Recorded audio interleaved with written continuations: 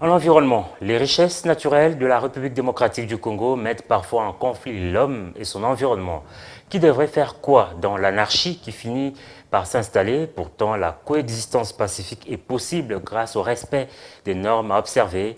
Une conférencière du département d'État américain en ce jour à Kinshasa a tenté d'y répondre lors d'une rencontre avec la presse.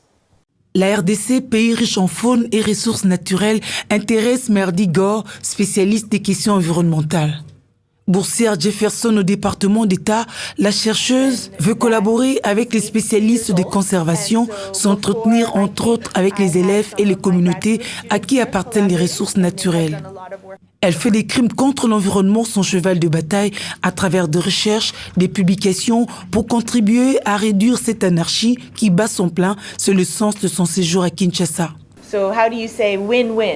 C'est comme un contrat gagnant-gagnant pour les êtres humains et pour la forêt en vue du bien-être de l'environnement. Évidemment, ce n'est pas une question facile. Il y a plusieurs personnes en RDC et plusieurs veulent utiliser la forêt pour leur vie quotidienne. Quelle serait ma contribution? Je suis scientifique qui veut collaborer avec la communauté pour comprendre ses besoins et convertir cela, faire en sorte qu'ils parviennent aux décideurs. And translate that information to decision makers. Professeure familière des milieux naturels, notamment les forêts, Gore étudie la relation entre les humains et l'environnement, spécialement la faune. Elle voit comment les êtres humains peuvent vivre ou coexister avec la forêt. Je collabore avec les organisations qui s'occupent de la conservation, comme la Société mondiale WCS, qui est aussi en République démocratique du Congo. Il y a aussi d'autres organisations congolaises. Je partage les résultats avec elles pour qu'à leur niveau, elles partagent ces infos au niveau du gouvernement central, du gouvernement provincial et des communautés.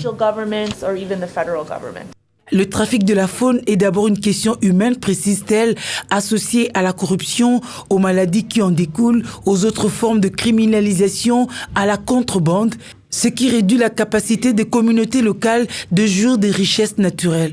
Un problème socio-culturel bien appréhendé par la conférencière de IIP qui reviendra vite en République démocratique du Congo pour continuer ses recherches.